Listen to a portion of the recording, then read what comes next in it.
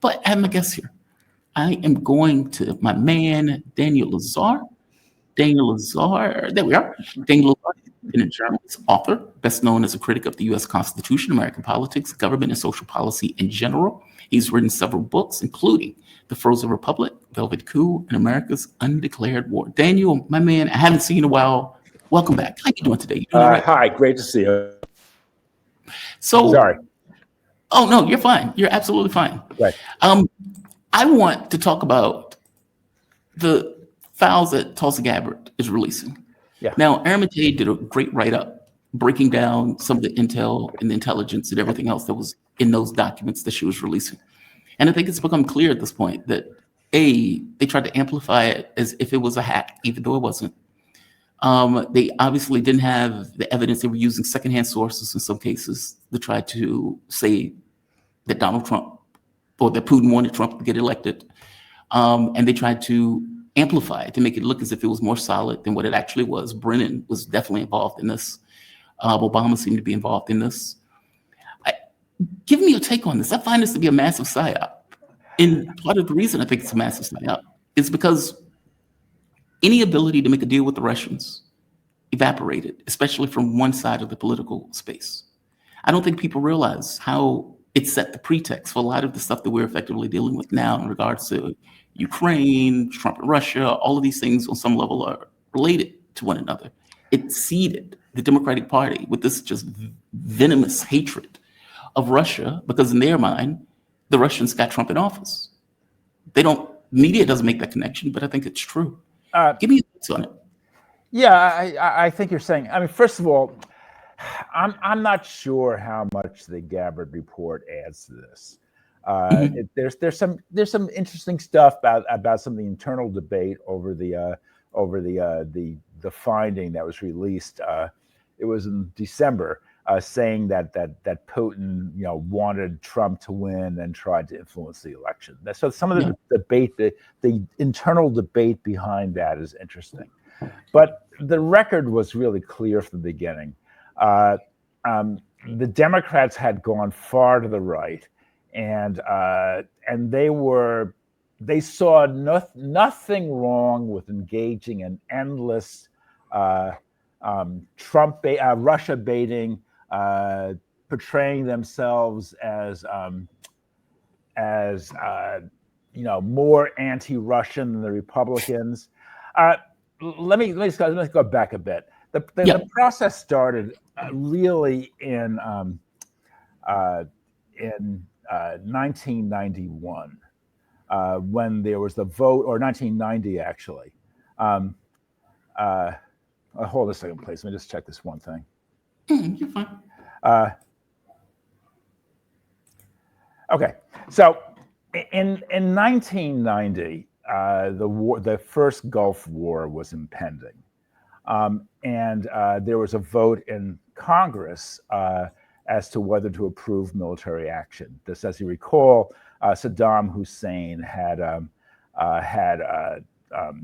invaded Kuwait, taken over its oil fields. Clearly, the West is going to take action to roll this invasion back, and Congress was therefore called upon to vote for or against military action. And the Democrats at that point were still the peace party to a degree, and therefore Democrats have voted against the war resolution by 2-1 in the House and 4-1 in the Senate. They still passed, but nonetheless, the Democrats themselves were overwhelmingly against the war resolution. Right. Well, guess what happened?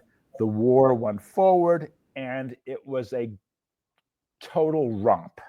The U.S., kicked Saddam's derriere back to Iraq.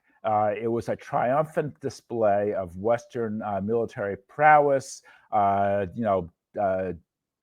George Bush the first could have, marched straight into Baghdad if he had wanted to. So it was a great triumph for Bush 1, and it was a great embarrassment for all those Democratic doves who had voted against the war. From that point on, Democrats then reinvented themselves as the war party, more hawkish than the Republicans. And all through the 90s, this is the great Clinton change, the Democrats were more and more bellicose. And that continued through 2001, 2002, when top Democrats like Hillary Clinton voted for the war on terror, into the rest of the war on terror. And then in 2011, when Hillary was herself the Secretary of State, she warned Putin in so many words that if he didn't clean up his act, this is 2012 actually, she implied he could very well meet the same fate as Muammar Gaddafi, who had just been lynched by an American-inspired mob, okay? And Joe Biden, around the same time, came up with this crazy story that in a previous meeting, he had gazed deeply, deeply into Vladimir Putin's eyes and said, "There's no soul there." And according to Joe Biden, Putin looked back at him, smiled, and said, "We understand each other." So Putin was Satan incarnate in Democratic eyes. And more important, Democrats were, Putin was weak at that point. The Russia had still not recovered from the utter collapse under Boris Yeltsin. And so therefore, Putin bashing seemed to be a no-lose proposition, right? I mean, Russia was weak. You could threaten it. You could yell at it. You could accuse it of all kinds of things. And Russia was incapable of striking back. So it was perfect. Democrats could be hawks. They could be bullies. And there was nothing to fear. They would not have to pay any price at all. So then, however, things kind of blew up in 2014 when the U.S. pushed Russia too hard. When the U.S. backed a coup in Kiev, which alarmed Russia deeply. Russia moved to take over the Crimea, where its all-important Sevastopol naval base is located, and things went rapidly downhill from there. But then Donald Trump came along in 2015 and said, this is going too far. We should not be pushing Putin this way. And the Democrats erupted. They went crazy. And then when Hillary lost in 2016 to Trump on a technicality, I must emphasize, the Democrats essentially declared war. And let me just say one thing here. So wait, just be clear. What's the technicality? Well, the technicality was Electoral College. I mean, fair enough. Okay, fair enough. I just wanted to make sure. Okay, fair enough. He lost the popular vote, but he wound up by virtue of this utterly antiquated, 200 plus year old clause in the Constitution, which is unchangeable. So 24 hours after the election, this is according to a very good book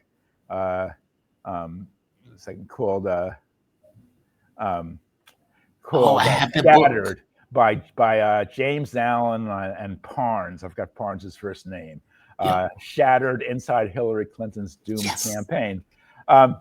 Fantastic book, by the way. Yeah, it's not bad. Anyway, so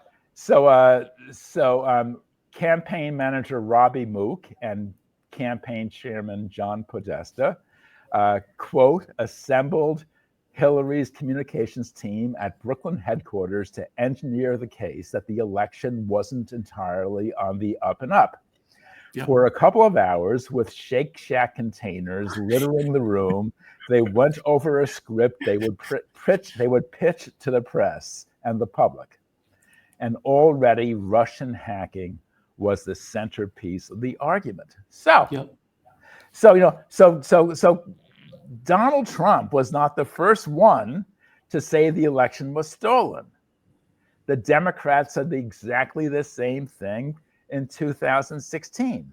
and the thieves were Donald Trump in collusion with Vladimir Putin.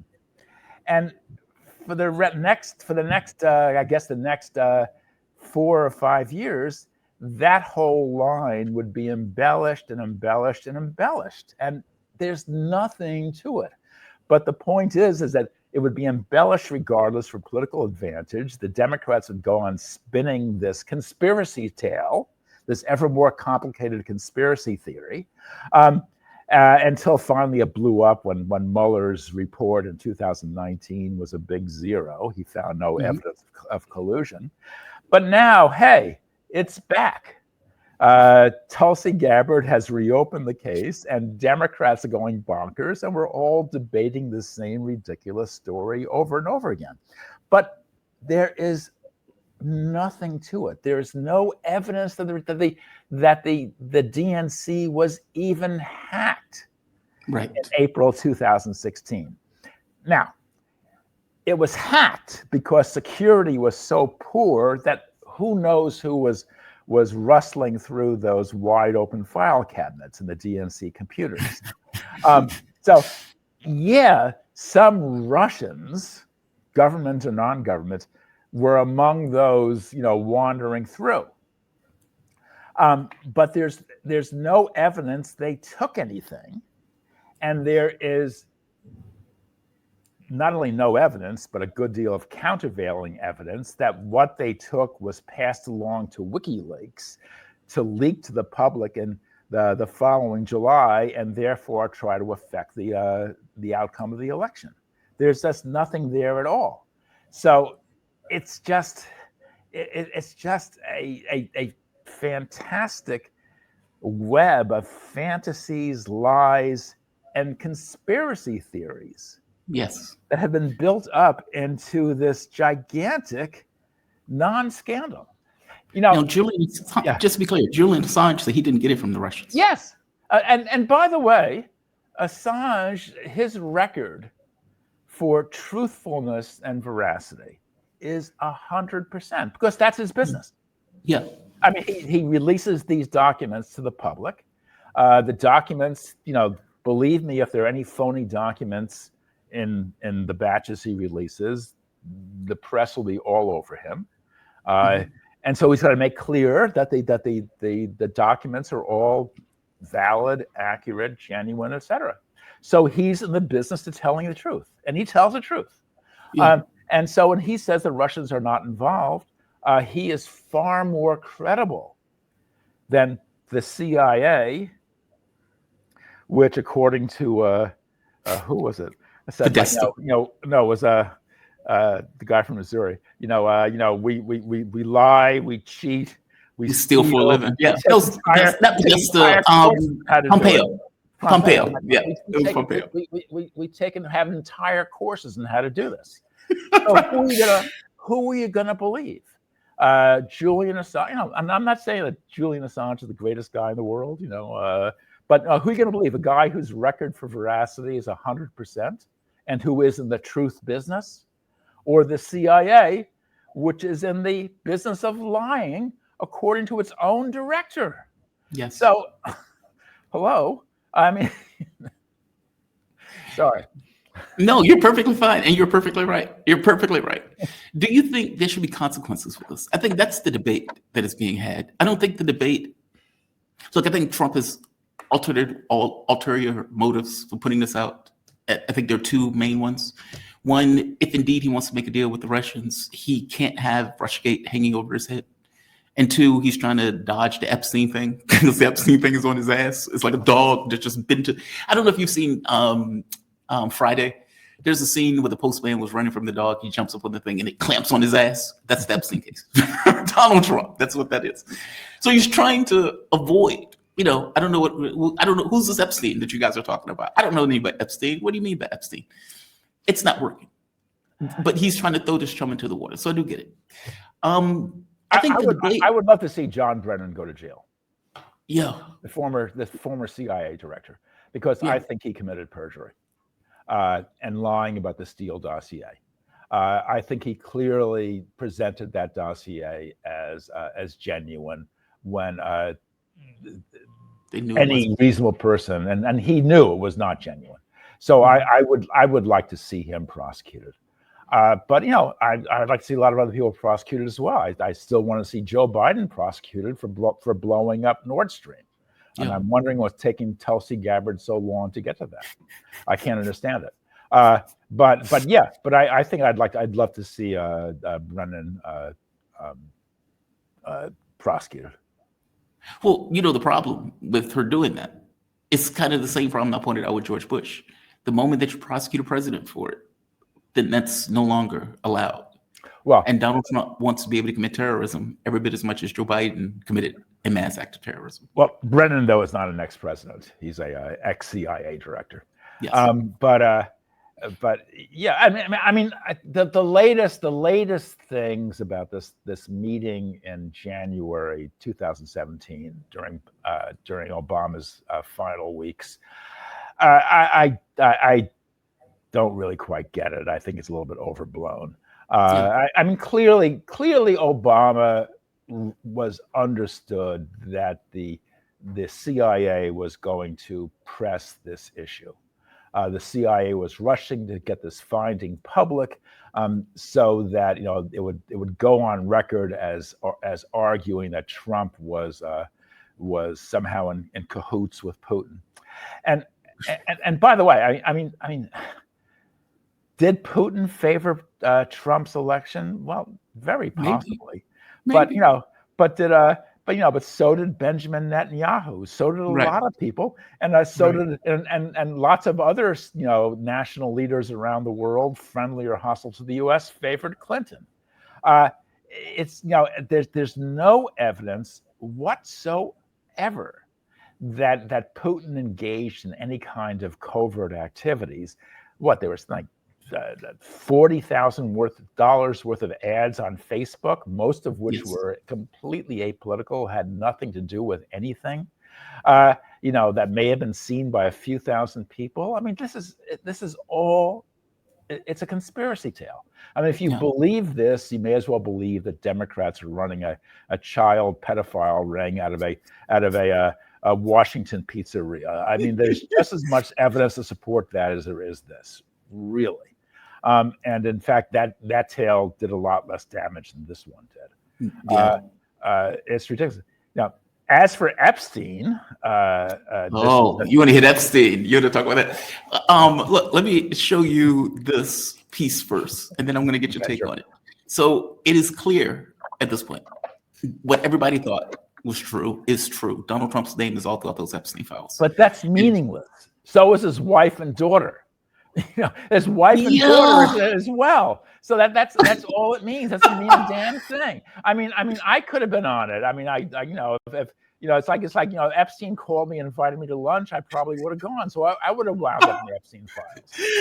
It just doesn't mean. And this is exactly how Russiagate proceeded.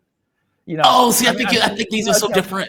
Tiny little factoids that were plunked out of context and suddenly were given all this huge meaning where they didn't mean a damn thing.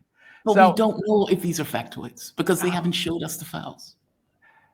We don't know. I mean, look, the argument that is made for Epstein is that he has been feeding children to grown, powerful men, and that those powerful men were caught under Mossad or something like that, where leverage could be applied to them. That's a big deal. That's a massive deal. Jamal, I am going to say something. Please. That will shock you to your depths. Are you ready? Okay. I am prepared. I am prepared. I believe Alan Dershowitz. Do you? Alan Dershowitz. Do you? Was Epstein's lawyer. Uh-huh. That means he got access to everything. He wrote an op-ed in the Wall Street Journal that was very persuasive. First of all, he says there were no client lists. Secondly, he says there were no video cameras. In fact, the only video camera was one that Epstein had installed on the advice of the police after there was some kind of break-in, and it was trained on a tennis court. And third, he says that he was not a Mossad agent because if he had been a Mossad agent, they would have used that to get a better deal from the courts. They because did. the courts, they didn't. They did. Well, Dershowitz would have loved to have had evidence he's a Mossad agent because he could have used that as leverage to negotiate a better deal. And he says we couldn't do it because there was nothing there. Acosta says something different, though. Acosta says that he was working for intelligence. This is above my pay grade, and to cut him loose, which is the reason why he got that sweetheart deal. Where most of the week he was able to effectively leave jail. That is not normal for a pedophile. This was one of the things that Acosta flat out said when they were asking him about this during Trump's trying to get Acosta confirmed. Oh, yes. Although that deal was rotten, that first deal was rotten. Dershowitz came on board afterwards. There's no doubt about it. That deal was rotten. I'm not denying that, but I think and there was some speculation of interference in high places. I just see it as pure money. At a time when these kinds of sexual crimes were not given the importance they should be given. The lesson of Watergate, of Russiagate, to me is go with the obvious explanation first. If the sun rises in the east, it's not because of a conspiracy. Because that's what always happens. The moon landing didn't happen. And so go with the. This is Occam's razor, a principle in science that the simplest explanation is best. And I think that what Dershowitz says is very persuasive. But the Democrats the Democrats see blood. They figure that they can do the same thing with with Epstein Gate that they did with Russiagate. And that is torture Trump, with grabbing onto various factoids, and sort of dangling them in front of the press, even though they're meaningless, like the fact that he shows up, in the Epstein trials along with his wife and daughter, and apparently their telephone and home addresses are listed, but that's just meaningless, absolutely meaningless, and this is all just a conspiracy tale. Trump had no reason to rely on the women that Epstein supposedly supplied. I mean, Trump was a man about town. His sexual prowess was trumpeted on the front page of the New York Post. Mine wasn't, and I don't believe yours was, but his was. He was the man about town. His romantic escapades were page one news. So he didn't need Epstein. He was a billionaire, even though he was actually bankrupt for much of his time. But he was I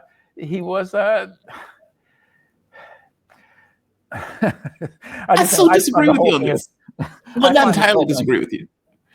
A few points.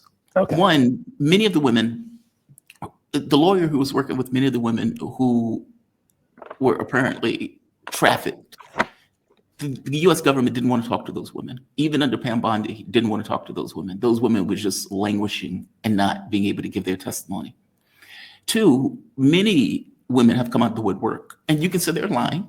No, I'm not going to say that. But many of the women that come out the woodwork that talked about the way that Trump and Epstein, let's say, got along. In the case of one case, Epstein's girlfriend being molested by Donald Trump. Another case, a woman being, let's say, treated inappropriately, again, by Donald Trump. These stories are coming up. Now, you could say sexual abuse is not the same thing as raping kids, and I would agree with you. But that's not what happened. The one woman testified that she was working at Epstein's office late at night. Donald Trump came in, kind of ogled her. This is a different woman. Epstein's girlfriend at the time said that Donald Trump was interested in her. I mean, Epstein told her, Donald Trump is interested in you. They go up to Donald Trump's office. Donald Trump has his hands all over her. She says she's shocked by the whole thing. This is taking place in the open. And she's like, I can't believe this is happening. They go downstairs. Epstein has a fit, flips out. Like, why did you let him touch you like that? Now, this is pretty rich because it's like, hey, you're my boyfriend. What do you mean? Why did I let him? Like, this is your friend. How are you not getting involved? But I think you're making my point, though. These are multiple stories that have started to come out and Donald Trump is not doing himself any favors because he's trying to act as if Epstein didn't exist. Didn't know him, wasn't friends with him, wasn't buddies with him. I'm not going to release the files. Okay, dude, transparency. Trump was sued for rape. He was only found guilty of. He was not found guilty. A judgment was delivered against him because it was a civil case. Yeah, it was bogus. I forgot what the actual final verdict was some kind of sexual violation. Yeah. Trump is the man who bragged about grabbing them by the, you know what. Mm-hmm. The fact that Trump may have behaved inappropriately with a woman who was with Epstein, I don't know anything about it. It certainly is not impossible. That doesn't mean it occurred, but it certainly isn't impossible. What are we going to say? We have the Democrats, go back and try to rustle up these incidents from 30 or 40 years ago. I mean, look, the Democrats tried to, not only tried to, they successfully prosecuted Trump and fined him $500 million for the crime of exaggerating the dimensions of an apartment he was selling. Yeah. And in fact, it was a totally victimless crime because the bank he was dealing with, so they always, Trump always hypes things up, and so therefore we always divide by 3 whatever he says. But no, they were happy to do business with him. They prosecuted him. They won a $500 million judgment. I agree. I mean. So are we back in that territory again? I mean, the Democrats are so pathetic. This is all they can do. They start wars. They bumble into a war in the Ukraine. They bumble into a war in Afghanistan. Joe Biden, in each case, played a key role. Yes. When the Afghanistan was falling apart, reporters asked Joe Biden what he's going to do. He says, "Hey, it's July 4th. I gotta go eat some hamburgers and drink a beer. Leave me alone." I mean, this party is just beyond pathetic, and all they can do is dredge up these ancient scandals and spin these fantastic conspiracy theories, which I say are no more plausible than Pizzagate. I agree with you that the Democratic Party is trash. Meaning me going after Trump doesn't mean I think the Democrats are great by any stretch. But MAGA is the one that is taking a chunk out of Trump's ass on this. Meaning it's MAGA who is very angry and upset. Trump isn't behaving this way because of Democrats. He's behaving this way because his own party has been eating him alive. And I will give you one other case, Bill Clinton. So Ryan Grimm pointed out the story where Bill Clinton, so apparently Bill Clinton was having phone sex with Monica Lewinsky. That it comes out where the Mossad gets their hands, basically phone taps and gets the call. Netanyahu wanted Bill Clinton to release a felon that the United States was holding. And in having a conversation with Bill Clinton, he drops the point of, hey, by the way, I got rid of the tape of you having phone sex with Monica Lewinsky. I just want you to know that. Meaning he's trying to knuckle Bill Clinton to get the felon out of prison. So Ryan Grimm, is this what he said? I didn't hear this. He said that. I can play it to you. Okay, go ahead. Yeah. Well, he wanted him to do it. One of the, I believe it was the CIA guy, effectively said, look, if you do that, I'm going to quit. In which case, Bill Clinton didn't do it. Bill Clinton said, I will review the case. Now, they let, I think it was somebody else associated with the guy out. Eventually, the guy got out, but Bill Clinton himself didn't do it. I'm pointing out, though, that they were willing to use compromising information. I find this very implausible. Do you? Yes. So Mossad was tapping White House phone lines, and then Netanyahu, the prime minister of Israel, was threatening to blackmail the president of the United States. I find that hard to believe. Why? Why do you find that hard Well, to believe? because that's not the way the world works. I mean, Mossad doesn't tap White House phone lines. Now, keep in mind, I'm saying tap as a colloquial. I'm not saying it as a literal Listen fact. in, tap, whether not the old style where you actually stick a wire Yeah. in a telephone, but I mean, and Netanyahu doesn't engage in blackmail. I mean, first of all, he doesn't need to engage in blackmail. The U.S.-Israeli alliance by Clinton days, because of the increasingly hawkish stance of the Democrats, was as solid as ever. I mean, Netanyahu's not going to foul things up by engaging in blackmail in order to get some friend sprung from a U.S. prison. I mean, this is not how it works. And I mean, they're too careful. There's too much at stake. I mean, Israel's future, depends on its alliance with the U.S. It's not going to do anything foolish to upset that relationship. And engaging in blackmail would be very, very risky. Trump tried it against Zelensky. It was 2019, and the whole thing blew up. It didn't do Trump any good at all. So no, this is just not how. Reality is wild enough in itself. You don't have to add all these details. I mean, reality is radical, and we don't have to make it more so. But I mean, this is the reporting that was taking place. Like Ryan, this wasn't. This is Ryan Grimm is reporting this. I will play you what he said, so you can take issue with what he said directly. I don't want to. I don't want to. Because to me, because from my point of view, it's like obviously Mossad, an intelligence agency, spy on other governments, and you have Israelis crawling all over the place in the U.S. in regards to spying. I had John Kiriakou on the show who said as much, and so it's like if you get your hands on evidence that Bill Clinton is having an affair, okay, well, what are you spying for if you're not willing to use that evidence to your best interest? Let me, where's, here we are. All right, this is Ryan Grimm. I'm not going to play all of it, but I will play you enough of it for you to get the gist of what he is saying. Because maybe I'm saying it in a way where you're like, okay, dude, you're not saying that right. Lewinsky. Stick around for this. Let's also take a trip down memory lane. Okay. This is crazy. The 1990s, Benjamin Netanyahu, Bill Clinton, and Monica Lewinsky. Stick around for this one. So in a scandal that has been largely lost to contemporary memory, Israeli Prime Minister Benjamin Netanyahu was alleged to have blackmailed then-President Bill Clinton by revealing to him that Israel had collected tapes of phone sex calls between the 42nd president and White House intern Monica Lewinsky. The story is worth revisiting amid allegations that Jeffrey Epstein was involved in a long-running Israeli blackmail operation of his own. So Clinton met with Netanyahu in the Oval Office in February 1997. Subsequently, according to testimony Lewinsky gave to the special counsel's office, Clinton's secretary Betty Curry reached out to Lewinsky to invite her to an Oval Office meeting, telling her Clinton, quote, had something important to tell her, unquote. It would turn out to be their final sexual encounter.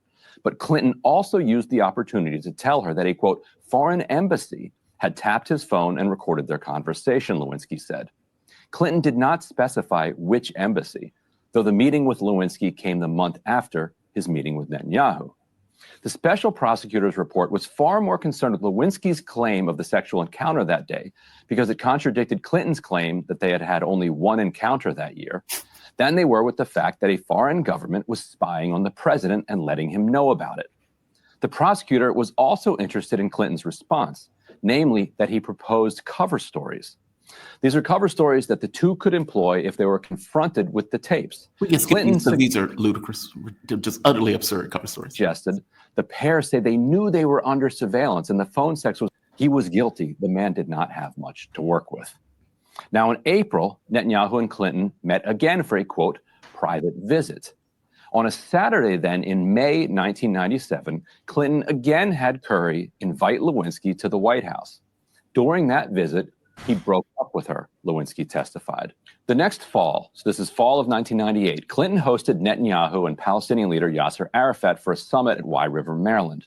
Toward the end of the summit, at 7 a.m., after a long night of final negotiations and handshakes, Netanyahu approached Clinton privately to demand the release of convicted Israeli spy Jonathan Pollard, long a cause célèbre of the Israeli far right. That's according to reporting at the time from the New York Times. Now, Netanyahu brought up the sex tapes in the context of the Pollard demand, according to subsequent reporting by Washington Examiner editor Daniel Harper in his book, Clinton, Inc., The Audacious Rebuilding of a Political Machine. Okay, so this is coming. So it all hangs in the Washington Examiner, a far-right publication. Well, no, it also hangs on Monica Lewinsky. So the far right was manufacturing lurid Bill Clinton stories, doing their this is the what was the scandal? So many scandals I can't keep up. What was there were the scandal? But the real estate deal that had gone sour in Arkansas, and the Arkansas airport that was being used to smuggle cocaine to Central America or the other direction. I mean, don't you remember back in these days all these lurid scandals that were being floated about Hillary and Bill? The Washington Examiner, the Washington Examiner of all ridiculous places is the hook for this I accept that, but story. The problem is it was Monica Lewinsky that outed the first part, saying a foreign government has gotten a conversation from us. Meaning, you can say the Washington Examiner, fair enough, but he is reading testimony about. So Monica says that Bill said that someone said that a foreign embassy was listening in the conversations. How many embassies are located in Washington? 150. And so therefore it had to be Israel because the Washington Examiner said so. And somehow the Jonathan Pollard story, hangs on this. I mean, where is the skepticism? Where is the skepticism? I mean, Daniel, there are a few points for this. A, he is reading legal documents where they were talking about this in court. The legal document is this farcical special prosecutor's report about, and what was the name of the special prosecutor? This idiot Mueller. What? Mueller. No. The prosecutor who looked into the Monica Lewinsky. What it was Linda Tripp. That was the woman the most hated woman on the planet. The special prosecutor was this ludicrous. The guy spent 2 years investigating, whether Bill Clinton got a blowjob in the Oval Office. You're exactly right. Who can remember this? There's this is 30 years ago. A great deal has happened. So the fact that a legal document, there was some Ken Starr. It was some ridiculous report issued by an idiot named Ken Starr, who went on to become president of Baylor University, if I recall correctly. This is just all meaningless. And Ryan Grimm hanging this on the Washington Examiner. What a joke. So this is the Washington scandal machine. You've got to keep your distance. There's actually was I was reading a number of years ago a biography of Warren G. Harding, president from 1921 to 23, and something called the Teapot Dome scandal exploded on his watch. And Teapot Dome investigated what involves something to do with oil leases. And Congress went crazy, and the Democrats went crazy. Harding was a Republican. And this historian, in this lengthy 600-page biography of Harding, says, I went back over the Teapot Dome, and I still can't understand what it was about. He says, I just don't understand it. The charges kept changing, the story kept changing. It wasn't clear what was wrong with the oil leases, et cetera, et cetera, et cetera. So everyone remembers Teapot Dome, but no one has any idea what it's about. So these scandals keep on going and going. Hillary's involved in some real estate deal. There's some airport in Arkansas where somebody is maybe flying drugs in. Bill maybe snorting coke, and I think it's. By the way, I wouldn't be surprised if Bill wasn't snorting coke at some time. But meanwhile, wars are erupting. and meanwhile, the Democrats are beneath contempt and are trying to save themselves by dredging up the Epstein scandal, and stupid reporters, present company accepted, of course, are salivating over meaningless details. I'm sorry, I've reached the point in my life where I'm completely fed up with this nonsense. I mean, American politics are so dysfunctional; they are falling apart in such a spectacular way, and this is evidence of that. Fair enough. Fair enough. I accept that. I accept your skepticism on all of this. I do. Fair enough. Fair enough. Fair enough. And you're right. It is falling apart. Like, they are throwing chum in the water in order to deflect from something else. Yeah, like Gaza, Gaza, like the Ukraine, like the surprise unprovoked attack on Iran.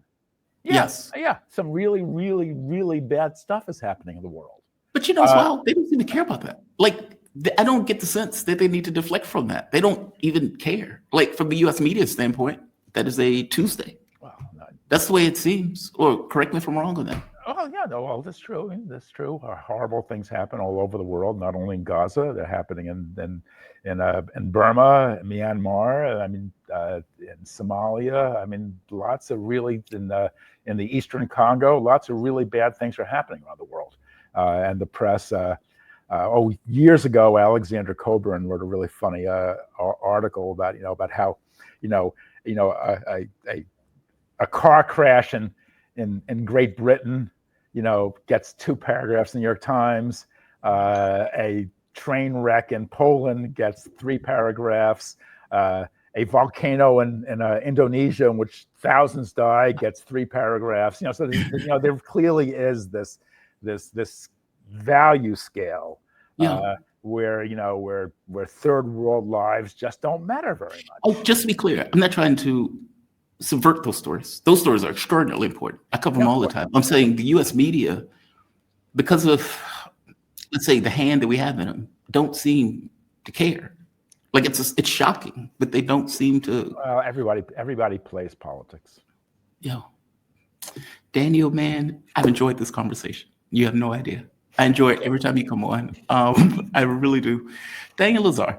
Daniel Lazare is an independent journalist and author, best known as a critic of the U.S. Constitution, American politics, as you can see here, and government and social policy in general. He's written several books, including The Frozen Republic, The Velvet Coup, and America's Undeclared War. You can follow Daniel on X at DH Lazare, and you can find his writing on This Is Wrong. I write for Permanent Revolution. .com. That's permanent-revolution.org. I'm sorry. And I write occasionally for a blog called The Democratic Constitution, and various other places as well. Thank you. I've got several books out there, which you just go to Amazon, type my name in, and buy them all, and I'd be very happy. Anyway, so it was great talking to you, Jamal, too. Thank you for allowing me to go on in this way. No, I want you to make your point. It is a badge of honor of the show that I can let people make their points. And so, thank you. Thank you for this, man. I really do appreciate it. You be safe, okay? Same to you.